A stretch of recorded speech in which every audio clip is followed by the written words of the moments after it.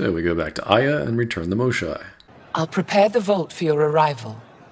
A shuttle will bring you to me when it's ready. Wow, these aliens sure know how to get around. Going to a vault in a shuttle. Whoa, so progressive. The Angara are our friends, we have an embassy in Aya, and they're coming to the Nexus, because the Nexus is just so roomy to put more aliens up on there. Report for reassignment. I need to stay with the Pathfinder. Why? I'm here to cooperate. Whatever you decide, I'll work with it. You're set on this? It's the right thing to do. I see the benefit. What benefit? So we fly in a shuttle to Aya's vault, where there's absolutely no gameplay or puzzles. You just go straight to the control console, and we discover that there's another vault called Meridian, which probably controls all the other vaults. What do you think, Professor? I think that Meridian is the control center for all the vaults. Thank you. This is unbelievable. How does the dialogue option of "this is amazing" translate to thanks? And why are you thanking her? For her opinion? Then we learn the bad guy Archon wants to control Meridian, and that would be a damper on our plans to settle on the planets that Meridian is connected to. Which is bad, but not an impossible thing to overcome. We can always settle on the planet, regardless of the terraforming, or just find other places to settle. This is never really discussed in the game, but the main issue with settlement isn't so much environmental conditions, but resources. Nothing is stopping us from settling on a moon or some other area. As unideal as that might be, there's still options. I guess we just really like oxygen environments and sunlight? He's gonna be sorry he ever met me. Again, we have another meaningless dialogue wheel. I think three of the options are all the same here. But essentially, we need a relic that the Moshai saw and the location of the Archon ship so we can defeat him. This is an active role we're taking in the story, and that is always a good thing.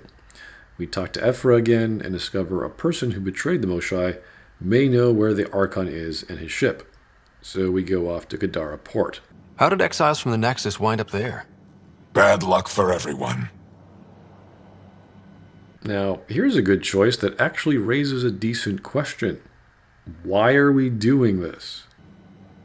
If the Archon left Ven alive, it's unlikely he knows anything that can help us. This is a logical, good, informative statement. Perhaps the most intelligent by Scott so far. It throws into question the validity of our actions based on a guess that some guy might know the location of the ship. Why don't we simply look for dark energy throughout the system? It seems the Archon ship is near the Scourge thing. We're going to need more ships anyway to fight it, so we can start deploying Angara and Nexus ships to scout for the thing in known areas, like, how about where Meridian is? Why wouldn't the Archon simply be there? Seems fairly logical. Or do we not know where Meridian is yet? The Ket aren't infallible. If you want the relic that leads to Meridian, Ven's your best hope. It's true the Archon is pretty silly and egotistical, but Ven is not a Ket, he's an Angara. That doesn't invalidate him knowing anything about the ship or where it might be. I convinced them we're friends. Try not to mess it up. I do not mess it up. Well, I'm glad to see our administration is not on any drugs. So we go to Gadara, wherever that is. We get a report from Ephra that we have a contact called Shayna at some region there. And this looks really weird with Ryder not wearing his spacesuit when both our teammates are. Our supplier's waiting. Come on, we're gonna be late. Do I even want to know? Nope. A supplier? I thought we were going to see an informant named Shayna on the whereabouts of Ven. What are we talking about here? So, we get to Krala's song, which is actually a bar, find Shayna, who is really Race, and he tells us Sloane Kelly has her man Ven. Seems they want to execute the guy. Race thinks there's another way to getting to Ven, and suggests we talk to Sloane anyway. How do I contact you if things go south? So, what kind of plan is this? That's not exactly a plan. What if things go bad? What's going on here? Before joining the initiative as head of Nexus Security, Miss Kelly served in the Alliance with a nearly spotless record. Nearly? She was involved in multiple altercations with other officers. A hothead. Great. Having a nearly spotless record with multiple altercations makes them a hothead?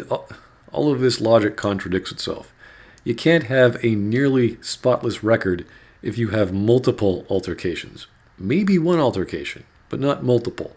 Sloane can't be a hothead just because she's had multiple altercations. How do you even make that assessment like that? Especially being a security person. There's all kinds of reasons as to what could have happened in all those scenarios. You can't just make a knee-jerk assessment like, oh, she must have an anger problem. And is this during her time in the Milky Way or right before the uprising? What's he to you? And don't lie to me. Just point me to where you're holding him and there won't be any trouble. Wow, great negotiation tactic. Dude with a hoodie starts acting cocky, surrounded by armed guards. This is great entertainment. No. There won't be.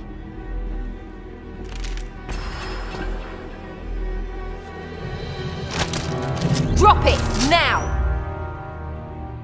You first.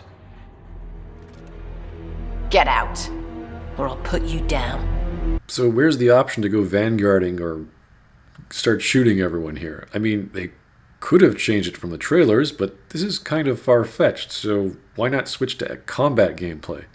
The only assumption is now that Reyes is going to do something since this entire scene was pointless. Thanks for the hospitality.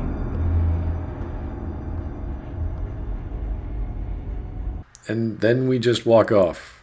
Again, what was the point of the scene? Was there some other diplomatic option we didn't see? Hi, I need a guy. Get lost. Oh, okay.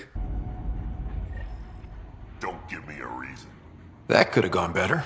Perhaps Mr. Vidal had more success. That is your plan. I can't, wow. A nice chat? I think she likes me. Don't worry. I found a workaround. No kidding. So we're just about to bust him out of his jail, and we just go walk over and do that. I mean, obviously I'm missing something from point A to point C, but what was the point of talking to Sloane again? I never saw it. Got my orders from a Ket transponder. But you could use its frequency to triangulate the Archon's location. Do you still have it? I buried it before I was arrested. Should still be outside the city. And where exactly would that be? Now, if you're a prisoner, you're probably just being coy here, because this is your only bargaining chip. So technically, outside the city could be the entire universe. Pathfinder, the communicator is buried outside the ceasefire zone. I suggest bringing a squad. How the hell did Sam find this thing so quickly? How did Sam know what it was even looking for? How come he couldn't find it before then? I mean, are Ket transponders so common? Oh no, not this Ket transponder we saw from orbit. No. This one. This is clearly it now that you told us the general location that's not inside the city. Found it. That thing's busted. The transponder's power source is drained. So let's juice it up. Turn it on, then Gil can work his magic. Once complete, this should provide us with the Archon's location. So we find this transponder and it's just an unpowered iPad. How the hell did Sam even find this thing? Steve! You're gonna pay for that, you bastard!